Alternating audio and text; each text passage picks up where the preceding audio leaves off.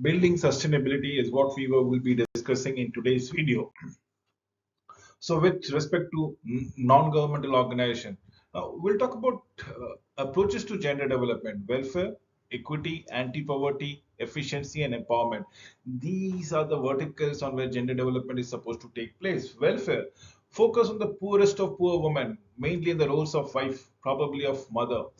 This was the only approach during colonial periods and was favored by many missionaries across the globe. Equity, focus on equality between women and men folks. Fair distribution of benefits of development. Then comes the anti-poverty. Women were targeted as the poorest of poor, with emphasis on income generation activities and access to productive resources such as training and microfinance. Then comes efficiency. Emphasis on the need of women participation for success, effectiveness of development assumes increased economic participation will result in increased equity. Empowerment focus on the increasing women's capacity to analyze the owner's role and determine their own life choices and societal direction thereby. What are we looking into it? We are looking about sex and gender. Being a man or a woman is very different in various cultures. To distinguish these differences from the biological, the word gender is used. Sex is the fact that human biology, gender is not. Gender is mostly sociological, or the fact that has been associated by the society thereby. The position of the men and women in society is the result of differences that are socially determined. The word gender refers to those socially defined differences.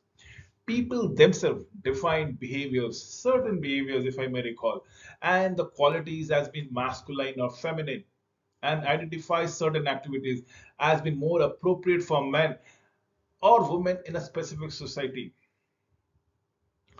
What is a woman works in one country or community might be men's in another country. So the role gets switched off. It depends on the custom, it depends on the culture, the communities.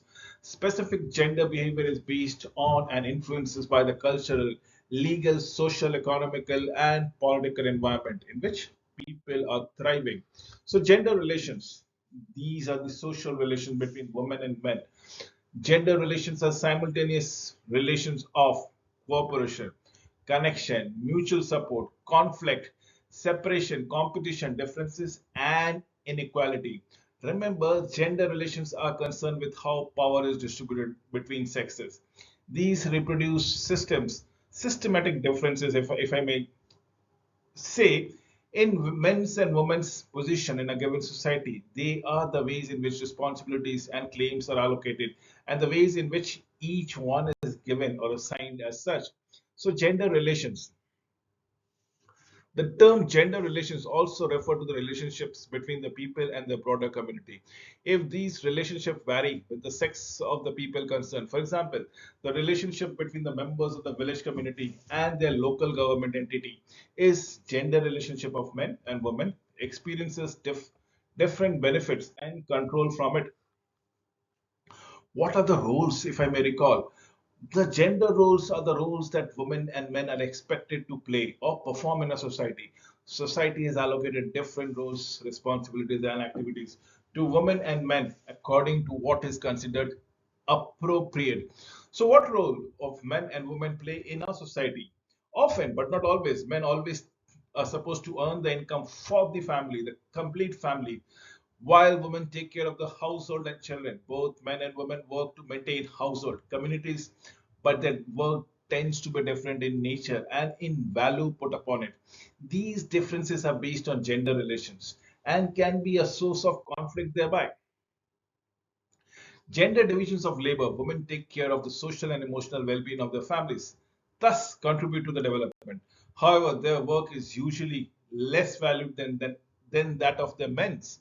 Often, women's work is not considered important. Often, it is paid less or probably nothing at all. It is to mention in official reports, documented national statistics. Often it is completely neglected.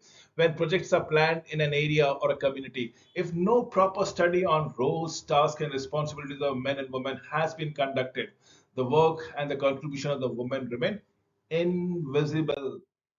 So division of the work. Work can be divided into three main categories: the productive work, the reproductive work, and the community work. What is this productive work? Involves the production of goods, involves the production of services for consumption and trade. When asked what they do, people often mention just the productive work, especially work which is being paid for or which generates income. Reproductive work involves care and maintenance of the household and its member like bearing and caring for children, food preparations, water and fuel, collection, soap, shopping, housekeeping and family healthcare. Reproductive work is essential to human survival but is seldom considered real work. Community work involves the collective organization of social events and services. We're talking about ceremonies, we're talking about celebration, community improvement activities, participation in groups and organizations, local political activities, and so on and so forth. Both men and women engage in the community activities through a gender divisions of labor exist here as well. For example, the political and the decision making parts are often men's, whereas community support like preparing food for the festival is often that of women's. So women in development, should I say the focus is gender in development. So what is WID? Women in development focuses on the women, stresses practical needs, rational is effectiveness, enabling changes the conditions of the women, aims to enhance the women participation. What is gender in development? We are talking about focusing on gender relations, stress on strategic interest, needs. Goal is on equity, empowering, changes the position of the woman, aims to integrate gender consideration into the mainstream. Women primarily as the agent. What is gender analysis? Gender analysis is the key instrument for gender mainstreaming. The question is, what needs to be analyzed? Usually the following: the role of a man, the woman, the responsibility of women and men, access to and control over resources for men and women, decision making and power of men and women, the needs of potential of both women and men, relation between women and men, the impact of the situation and the position of women and men. What are we talking about? The institutional level, the gender analysis should be done. Gender analysis within an institution or say an organization will provide a clear picture of gender situation and will indicate what the next steps on the roads to equality could be. If an organization is gender sensitive, gender equal, this will have its effects on its operation and will thus contribute to the gender equality in the society in which it works. Harvard Analytical Framework, Gender Planning Framework, Caroline Musa, Social Relation Framework, Naila Kabir or IDS says, Women Empowerment Framework per se. What are we looking at? Gender disaggregated data, separate out data. Your non-governmental organization needs to know what kind of tasks, what are the roles, what are the responsibilities, and perhaps the needs of men and women are. It needs to get information about the power relation, access, control over resources, and decision-making process. So it needs to separate out the data collected from the stakeholder, to separate data collected from men and from women. The result is gender disaggregated data. Preparation stage, requirement for change. First of all, the organization has to be willing to change. Even more important, to see the need for this change. Then only they will value the change and they will actually see the light of the day. The change will see the light of the day. Change is never welcome. At this moment, you know what you have, but in future, you are not sure about what you will be getting.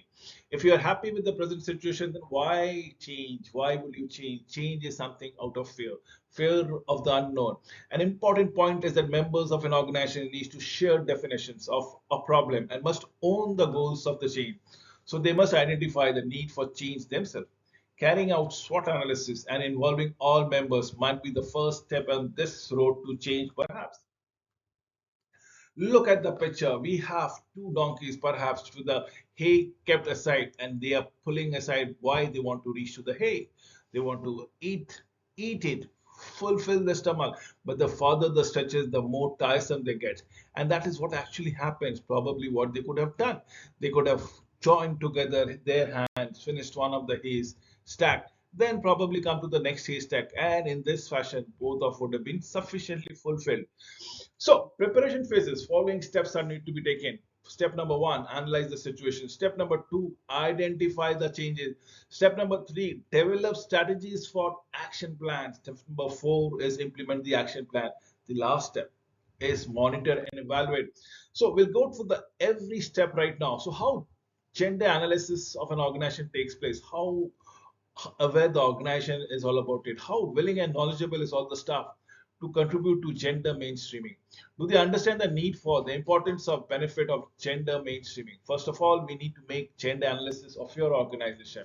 In order to do so, you need to look at the organization profile. The organization profile, there are different ways to do it, but rather a simple profile that shows all aspects of organization in the following fashion. Mission statement, the reason for being in the organization. Goals and objectives, the purpose of programs, projects and organization. Strategies, approaches and ways to achieve the goals. Activities, set of tasks undertaken to implement strategies and to reach goal. Structures is the organizational chart, position in the organization, division of task, responsibility and authority. System, procedures and tools for analysis, planning, monitoring and evaluation. We are talking about resources, personal finances and infrastructure.